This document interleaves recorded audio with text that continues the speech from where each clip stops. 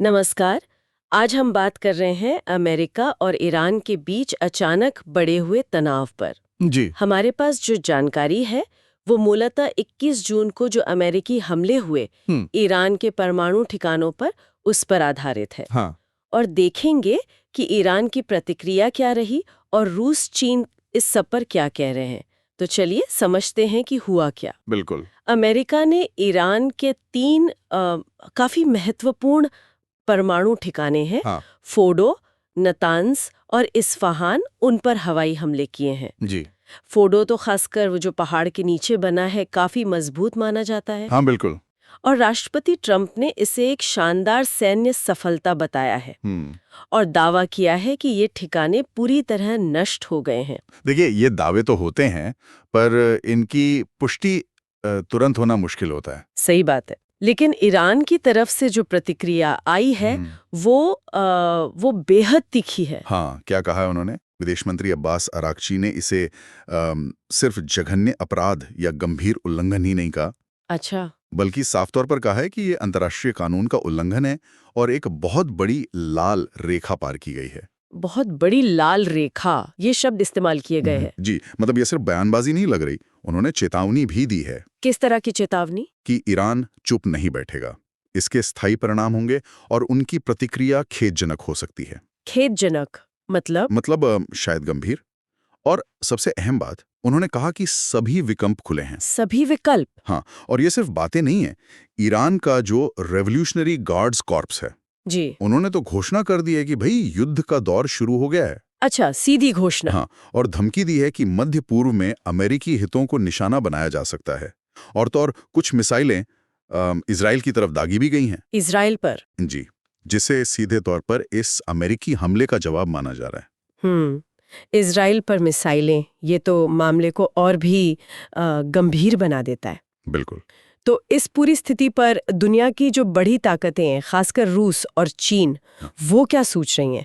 पहले रूस की बात करें। हाँ, रूस ने तो इसे अंतर्राष्ट्रीय कानून का घोर उल्लंघन कहा है और एक गैर जिम्मेदाराना कदम बताया है। दिमित्री मेदवेदेव का बयान तो और भी आगे जाता है। क्या कहा उन्होंने? उन्होंने न सिर्फ ये कहा कि इससे ईरानी लोग एकजुट होंगे, बल्कि ये संकेत भी दिया कि रूस ईरान को परमाणु क्षमता हासिल करने में मदद कर सकता है। एक मिनट, परमाणु क्षमता हासिल करने में मदद? रूस? जी, ये उनके बयान का इशारा है। ये अपने आप में एक बहुत बड़ा रणनीतिक संकेत है। हाँ, ये तो बहुत गंभीर बात है, खासकर परमाणु अप्रसार संधियों के लिहाज से। बिल्कुल। तो मतलब रूस सिर्फ निंदा नहीं कर रहा, बल्कि कहीं ना कहीं ईरान का साथ देने की पेशकश कर रहा है, वो भी परमाणु क्षमता पर। लगता तो ऐसा ही है, इशारों में ही सही। और चीन का क्या रुख है? वो आमतौर पे ज्यादा सधावा रहता है। चीन ने भी हमले की कड़ी निंदा तो की है। उन्होंने भी इसे अंतर्राष्ट्रीय कानून का गंभीर उल्लंघन कहा है और खतरनाक तनाव बढ़ाने वाला कदम भी बताया है। लेकिन चीन का जोर कूटनीति और शांति बहाली पर ज्यादा दिख रहा है। वैश्विक सहयोग की अपील की उन्होंने। अच्छा, मतलब रूस जैसी कोई सीधी मदद या सैन्य प्रतिक्रिया का संकेत नहीं? नहीं, अभी तक तो चीन की तरफ से ऐसा कुछ नहीं आया है। उनका रुख ज्यादा कूटनीतिक निंदा तक ही सीमित लग रहा है। तो मतलब रूस और चीन दोनों ही अमेरिका के इस कदम के खिलाफ हैं, पर उनके तरीके अलग हैं। हाँ, कह सकते हैं। तो क्या हम ये समझें कि वो सीधे तौर पे इस लड़ाई में शामिल हो सकते हैं? देखिए, अभी के जो संकेत हैं उनके आधार पर यह कहना तो मुश्किल है।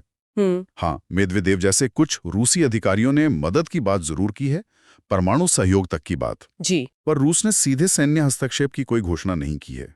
और चीन का रवैया तो और भी ज्यादा कूटनीतिक निंदा तक ही सीमित है।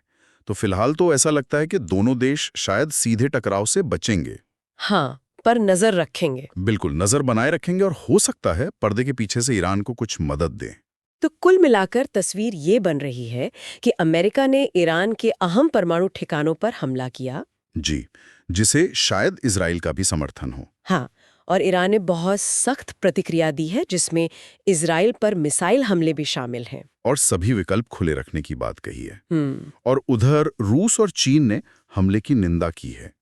रूस ने मदद के संकेत भी दिए हैं। हाँ, लेकिन दोनों ही सीधे सैन्य टकराव में उतरने से फिलहाल बच रहे हैं। बिल्कुल, और यहीं पर वो बड़ा सवाल खड़ा होता है। कौन सा? कि ईरान के ये सभी विकल्प खुले रखने और खेदजनक प्रतिक्रियाओं का असल मतलब क्या है। हाँ, ये अहम सवाल है। इजराइल पर शुरुआती हमले के बाद अगला कदम क्या हो सकता है? क्या ये एक बड़े क्षेत्रीय युद्ध में बदल सकता है? और रूस और चीन का असली इरादा क्या है? क्या वो सिर्फ बयान दे रहे हैं या जरूरत पड़ने पर ज्यादा सक्रिय होंगे? जी, यही वो सवाल हैं जिनके जवाब आने वाले दिनों में इस संकट की दिशा तय करेंगे। इस पर लगातार नजर रखनी होगी। बिल्कुल। तो आज के लिए बस इतना ही। इस स्थिति पर हमारी नजर बनी रहेगी।